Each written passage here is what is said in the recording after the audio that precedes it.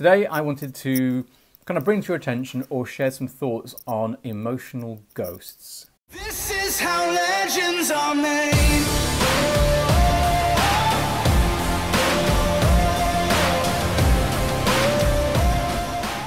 Now, what do I mean?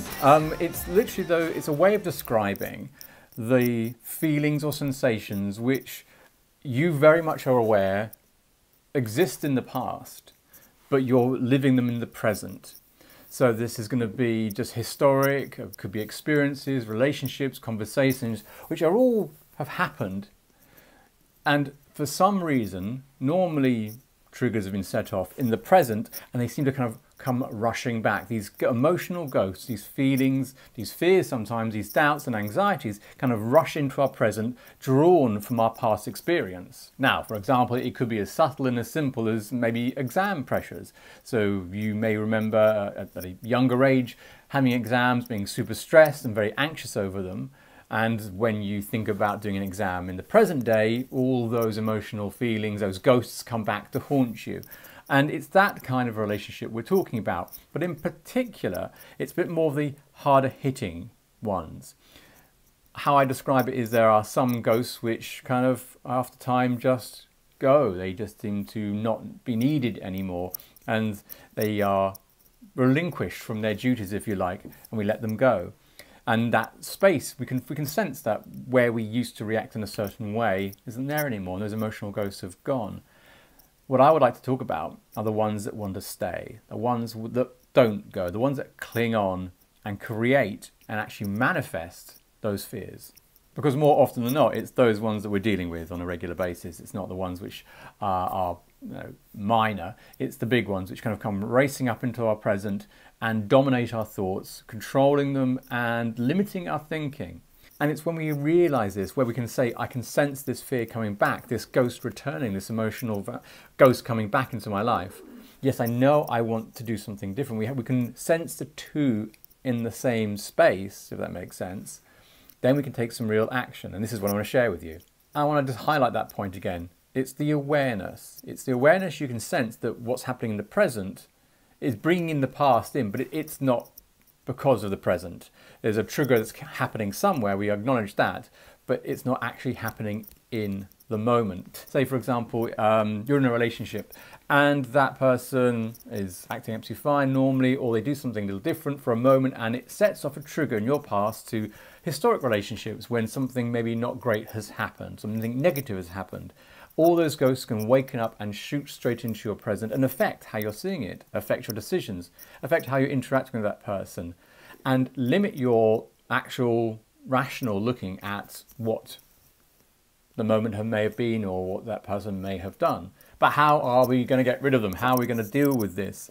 The technique that I've personally used in the past and I kind of find very useful is to announce and acknowledge. And how we announce and acknowledge is important too, because we're going to be talking. A lot of the processes that I talk about are about acknowledging that we have all the resources within us to solve a problem, that we have all the capability to get over an issue. All we need is a bit of direction and some guidance to get us back to where we know we want to be. And it's no different with this. But what we're looking to do is kind of present the ghost in front of us in some way that we can then acknowledge it and instruct it in a way, or give it direction in a way that's more useful and allow us to move forward. And this is what I'd like you to try. When you notice those ghosts kind of creeping up on you, surrounding you, those concerns, worries, fears, and you recognize they are from the past and they aren't actually directly related to your present, I'd like to say thank you.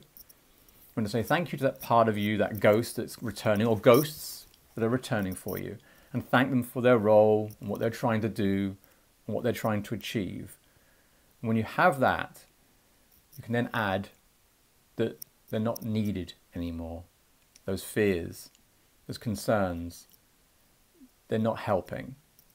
They need to find a different job, a different role, a different purpose. And we need to let them go.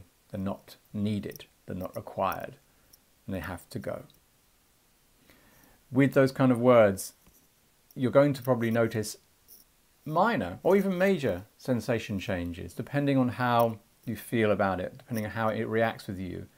What I hope you get is just a little bit of turning down the volume on the ghosts and allowing it to be a little bit more manageable. Maybe give you a little light at the end of the tunnel so you can actually manage your situation better and less distracted by these ghosts.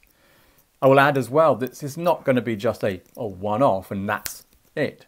You may have to repeat it a number of times when that ghost returns. But by acknowledging it, taking it out of you, turning it into another thing, like the ghost, we can then talk to it. And while this seems like a silly game, it actually is very effective to distill those emotions which are overwhelming and are strong, but aren't based in any current fact. They're just from our past. So I invite you to try this out when you feel you've got a response that you feel you can't control and it's coming from the past and it's overwhelming you. Recognize it, acknowledge that it actually is just the past, and then talk. Be grateful for its job and its role, what it had been doing for you, but recognize that it's now not necessary and it needs to leave. Repeating this process consistently can be a great way to release negative energies that surround you or negative feelings. I have only labelled them as ghosts, but whatever they are for you, the process is very similar. And so while this is a kind of ethereal, slightly spiritual approach to handling our issues, I still find it a very effective tool, one that can really bridge you from where you are to where you want to be, to remove those kind of voices which get in the way of your thoughts and actually just give you the space to think and look at the situation more rationally. So try it out, let me know what you think. Even if you just played around with the idea, even with a minor ghost as it were, I think you'll find some benefits from that, are ways of just releasing some of that pressure and giving you some better choices than you're currently experiencing. So let me know what you think. If you've enjoyed the video, got some value from it, please give it a like and drop me a comment just to let me know you've enjoyed it or what you thought of it. Love or hate it, just great to hear from you. But other than that, I will leave you to your day and I'll catch you on the next episode. This is how legends are made.